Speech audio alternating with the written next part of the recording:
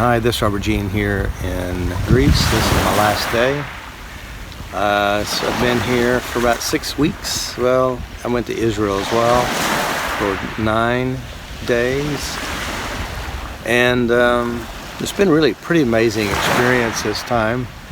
You know, it's been 3 years since I've been coming to Greece. And it's one of my favorite places because of the fact the weather's beautiful. We got this nice beach here. I find heart rocks everywhere I walk, and a lot of personal changes has happened for me personally here in Greece as well. You know, it's I've had some pretty tough times in the last, like 2015 to 2016, 17, with I used to say competition, I guess, or the matrix reimprinters, Carl Dawson and Gary Craig.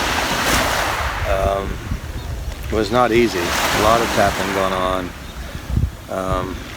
It was bizarre, but you know, they're energy people, and you know, of course, FasterEFT, what I teach. You know, they will call it energy, but it's really just emotional intelligence 101, mental mechanics, how the mind works. I've taken EFT. EFT changed my life. It really reset my whole life, and NLP started the ball rolling because it gave me a structure of thinking that was really healthy, but not only healthy, but it actually brought things together, the real wisdom of the ages, I would say, because it is truly how the world works. You know, and this tapping, because that was $1 million question. Why does tapping work? That was why does it work? And of course, you know, I was in Australia, and one of the guys said, well, we don't know why it works, but it's a good thing you know where the light switch is when you're in the dark. And that's true. But why does it really work is the question I started out when I bought the course in 1999. Now, why does this work? You know, it's blocked energy, which, you know, anything about energy cannot be blocked. It flows, it moves. So what is it? You know, that was my quest in 1999. I know why it works. It's very logical.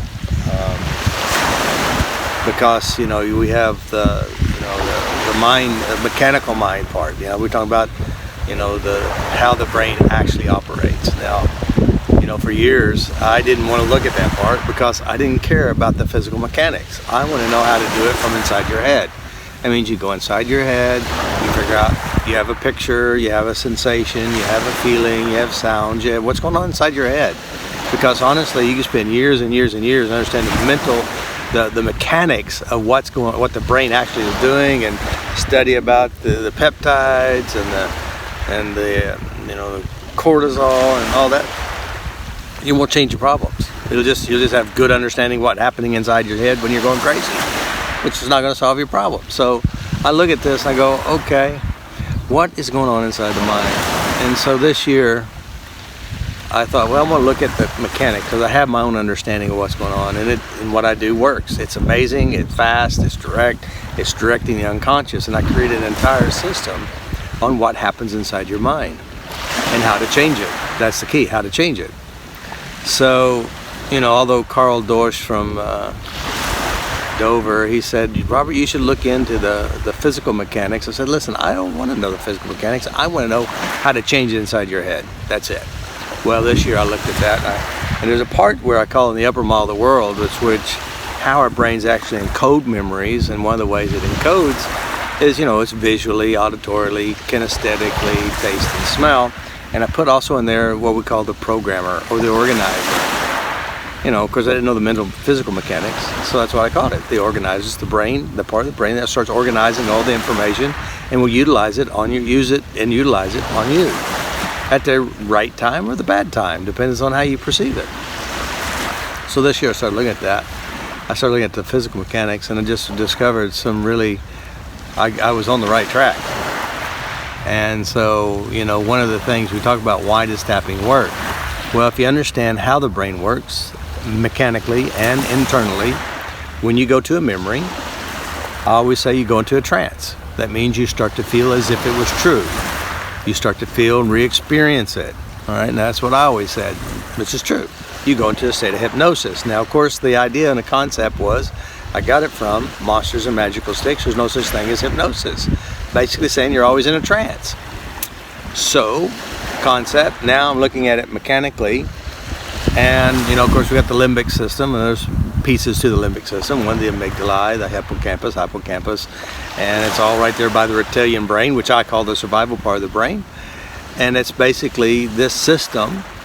The amygdala is actually two of them, one on each side. I call them a pair of librarians, one on each side.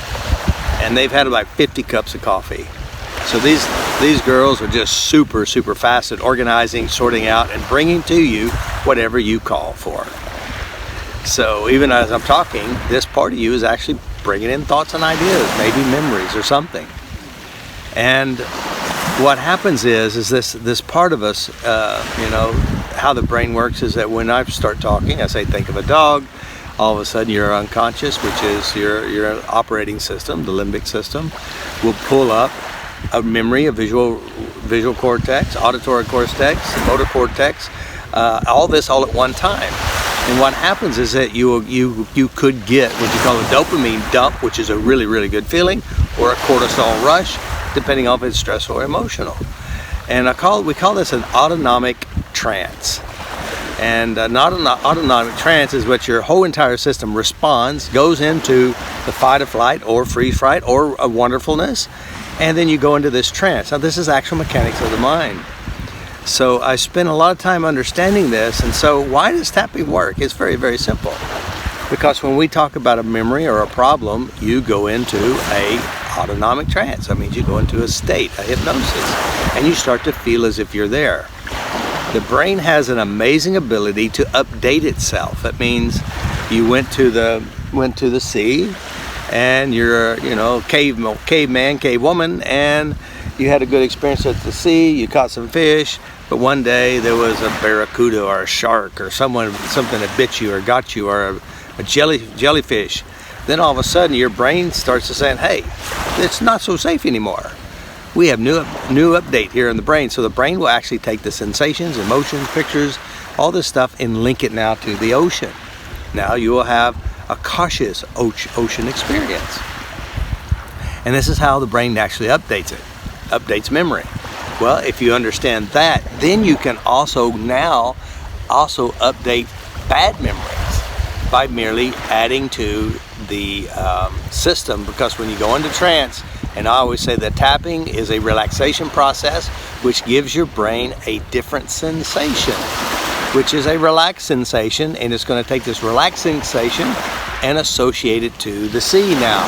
Now when you come up, you think about you thought about the urchins or the whatever it is that scared you, and you tap, you're actually updating your brain with a relaxation process, understanding, and the brain will actually start to feel more relaxed at the sea.